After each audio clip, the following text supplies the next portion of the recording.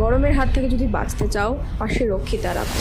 এটাই ছিল তৎকালীন কলকাতার জমিদারদের চিন্তা ভাবনা। এটা কিন্তু কোনো রসিকতা নয়, এটা হলো 1830 সালের একটি নিকষ কালো সত্যি। শহরে হঠাৎ গুম হয়ে যেতে থাকলো একের পর এক বাইজিরা। কোথায় গুম হয়ে যাচ্ছে তারা?